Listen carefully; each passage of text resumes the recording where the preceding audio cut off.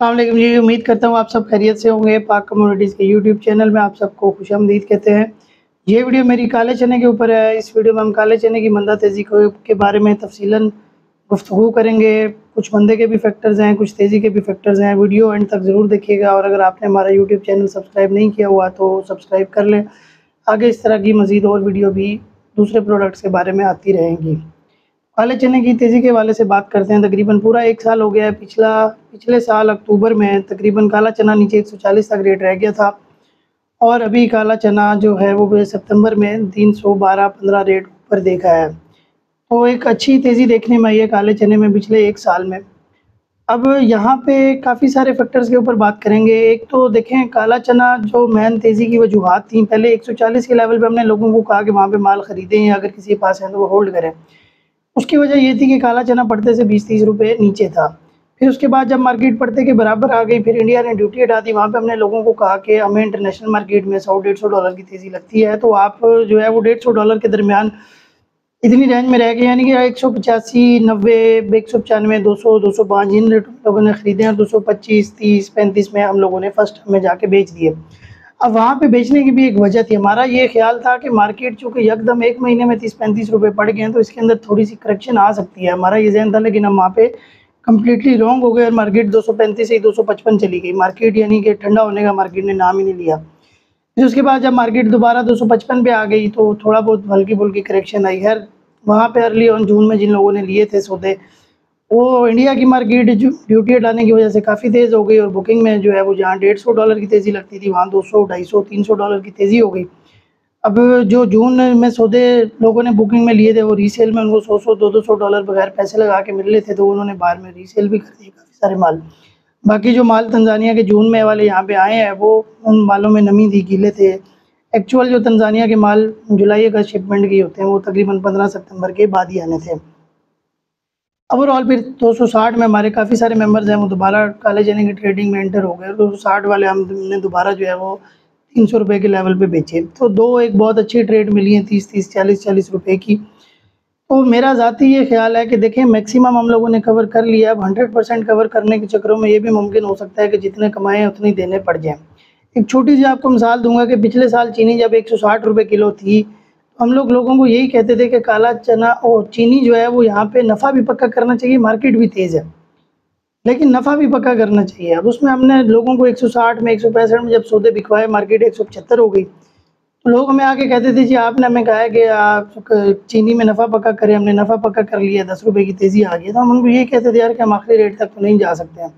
बहरहाल supporting rate नीचे 130-35 के लेवल पे थे, तो हमने कहा कि 160 पे लेवल पे नफ़ा ही पक्का करना चाहिए।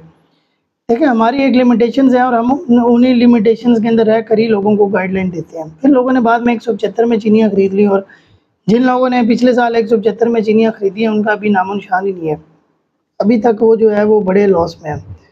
काफ़ी सारे बंदों ने लॉस किए। 175 वाली 1 महीने में दोबारा 140 रह गई, फिर अगले महीने में दोबारा 140 से मार्केट 119 रह गई। काले चने के साथ भी अभी वही सूरत-ए-हाल है। मैक्सिमम हम लोगों ने अचीव कर लिया। अब 100% कमाने के चक्करों में जो है वो लेने के देने भी पड़ सकते हैं। देखिए अभी मार्केट में अगर मंदे के हवाले से बात करें तो उसके भी काफ़ी सारे फैक्टर्स हैं, तेज़ी के हवाले से बात करें तो उसके भी काफ़ी सारे फैक्टर्स हैं। जो लोग यहाँ पे तेज़ी खेल रहे हैं उनके दिमाग में अपने-अपने फैक्टर्स हैं। शुरू करते हैं मंदे वाले फैक्टर से। देखें यहाँ पे भी जो पोर्ट पर माल लग रहे हैं वो किसी का 245 का, 250 का, 255 का इन रेटों का पड़ता है। उनको 40-40 रुपए नफ़ा मिल रहा है। मुझे बताएँ कि किसी बंदे को 40 रुपए नफ़ा मिल रहा हो तो वो हरगिज़ अपना हाथ नहीं रोकेगा। वो तो उसकी तो पहली कोशिश होगी कि पहली फुर्सत में मैं नफ़ा पक्का करूँ, 40-40 रुपए मिल रहे हैं। इतने पैसे तो कभी नहीं देखे। फिर उसके बाद ये है कि देखिए यहाँ पे माल जो एक्सपेक्टेड माल ज़्यादा थे, लोग कह रहे थे कि इतने-इतने डब्बे आएँगे तंज़ानिया से, इतने ऑस्ट्रेलिया से आएँगे, वो आए नहीं। तो माल जो है वो कम आए हैं। तो आप देखें काला चना को काला चना ही मंदा कर सकता है। बोर्ड पे अगर माल आएगा तब मार्केट मंदा होगी, बोर्ड पे माल ही नहीं आएगा तो मंदा कैसे होगा? फिलहाल जज़्बात की जंग चल रही है और मार्केट के अंदर गैर यकीनी सूरत-ए-हाल है। कभी 20 रुपए पड़ जाते हैं, 5 5 सितंबर से पहले 20 रुपए निकल गए, फिर 5 सितंबर के बाद यकदम 20-30 रुपए पड़ गए, फिर मार्केट में पैसे निकल गए, अभी फिर पड़ गए। अभी पिछले दिनों में रिसेंटली जो है वो 20 रुपए 25 मार्केट 317-15 से मार्केट अभी 288 तक रह गई थी। आज फिर 294-95 की मार्केट है, तो मार्केट में बहुत अनसर्टेन गैर यकीनी सी सूरत-ए-हाल है। अभी इस सूरत हाल में को आप ट्रेड नहीं कर सकते। अगर इस सूरत हाल में को ट्रेडिंग करके पैसे कमा भी लेते हैं, मंदे वाला भी कमा लेता है या तेज़ी वाला भी कमा लेता है, तो ये दोनों के लिए हवाई काम है। मार्केट को थोड़ा स्टेबल होने दें, मार्केट की मूवमेंट चेक कर देंगे कि मार्केट की क्या मूवमेंट है। बाकी देखिए मार्केट तो अपने टाइम के हिसाब से ही नरम होगी। अब अगर तेज़ी वाले फैक्टर्स की बात करें तो इंडिया में देखिए अच्छी डिमांड आई है, इंडिया में गाकी है। अब इंडिया अगर मार्केट थोड़ी सी तेज़ हो जाती है, 9,000 रुपया क्विंटल के लेवल पे मार्केट चली जाती है, बुकिंग थोड़ी सही होती है, हो सकता है यहाँ पे भी लोग कड़वा घूंढ करके थोड़ा होल्ड कर ले और मार्केट बेहतर हो जाए। लेकिन स्टिल अगर ट्रेडिंग पॉइंट ऑफ व्यू के हवाले से देखा जाए तो it's a big no for trading. यहाँ पे देखें ट्रेडिंग आपको नहीं करनी चाहिए और स्टॉक नहीं करना चाहिए। बाकी ट्रेडिंग जो आपकी दुकानदारी है, आप अपने हिसाब से माल लें, उतना लें जितना बिकता है। तो आप अपनी स्ट्रेटजी चेंज कर दें। वो जो 185 की स्ट्रेटजी थी वो मैक्सिमम माल ख़रीदने की थी, अभी जो स्ट्रेटजी है वो साथ साथ काम करने की है। अगर आपकी दुकानदारी है, अगर आप स्टॉकिस्ट हैं, इन्वेस्टर हैं, तो आपको तो काले चने से 2 कदम दूर रहना चाहिए। कोई ना कोई अच्छा आइटम आ जाता है, काला चना ऐसा नहीं है कि बस ये आखिरी बार है और इसी बारी में आपने ट्रेड करना है, हमेशा कोई ना कोई जो है वो मार्केट मौका देती है। तो अगर इसके सपोर्टिंग रेटों के हवाले से बात की जाए तो सपोर्टिंग रेट जो है वो इसके लॉन्ग टर्म में काफ़ी नीचे हैं और उन सपोर्टिंग रेटों पे लोगों ने जनवरी शिपमेंट के सौदे भी लिए। $750 तक मार्केट में जो है वो जनवरी शिपमेंट के काम हुए हैं। बाकी इसके अलावा और भी एक आपका जो है वो अक्टूबर में भी वेसल आ जाएगा, फिर आगे 15 नवंबर भी शिप हुआ है $835 में, आई थिंक वो भी माल आ जाएगा फिर आगे। तो लॉन्ग टर्म में जो है वो इसके सपोर्टिंग रेट नीचे है।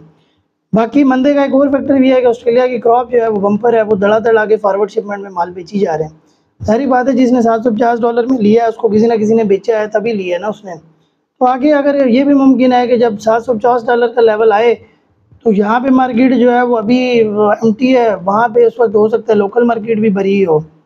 तो इस चीज़ को जितने भी इम्पोर्टर्स हजरात हैं स्पेशली लालच को और जहन में रख के काम करें। देखिए हम लोग इन चीज़ों से यूज टू हो गए हैं। हर चीज़ की मिसाल उठा के देख लें आप।